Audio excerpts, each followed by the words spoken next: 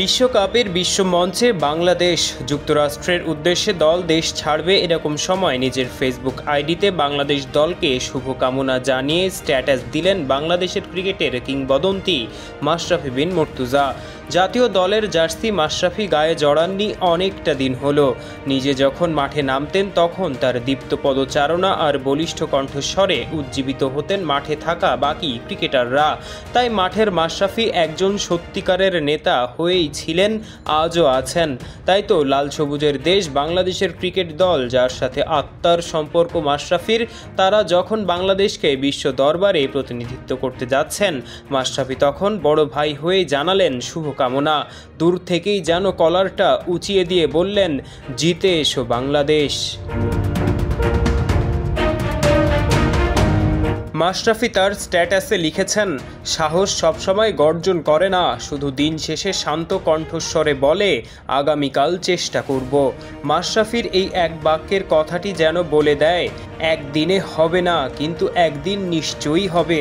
তীব্রভাবে জ্বলতে থাকা দীপ্ত অগ্নিশিখার মতো বার্তা দেয়, একদিন পুড়তে পারলেই পরদিন থেকে আলোর দ্যুতি ছড়ানো যায়।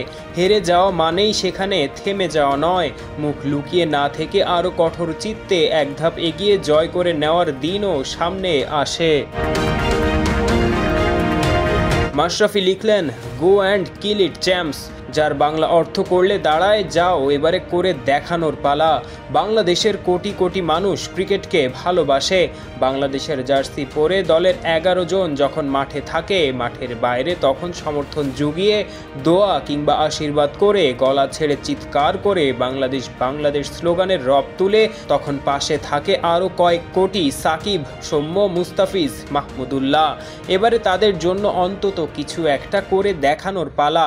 সেই আকুতি যেন মাশরাফির কণ্ঠে। মাশরাফি হয়তো জার্সি পরে নামবেন না বিশ্বকাপে, তবুও মাশরাফি যেন ওই দলেরই একজন। সবসময় তাই শুভকামনা জানানোর প্রত্যয় ম্যাশের কণ্ঠে। প্রাণের দেশ আর প্রাণের দলের প্রতি একজন মাশরাফির নিবেদন আমৃত্যু। বিশ্বকাপে বাংলাদেশের প্রথম ম্যাচ 8 জুন শ্রীলঙ্কার বিপক্ষে। মঙ্গলবার নাজমুল হোসেন শান্তকে ক্যাপ্টেন আর তাসকিন আহমেদকে ভাইস ক্যাপ্টেন করে সাকিব, মাহমুদুল্লাহ সহ 15 সদস্যের দল ঘোষণা করে বাংলাদেশ ক্রিকেট বোর্ড। বুধবার অফিসিয়াল ফটো সেশনে দীপ্ত পদচারণায় প্রবল আত্মবিশ্বাসী বাংলাদেশ দলের প্রত্যেকে যেন এক টুকরো বাংলাদেশ। দেশের কোটি কোটি ক্রিকেট প্রেমীর স্বপ্ন, গর্বের কিছু একটা অন্তত এবারে করে দেখাক টাইগাররা।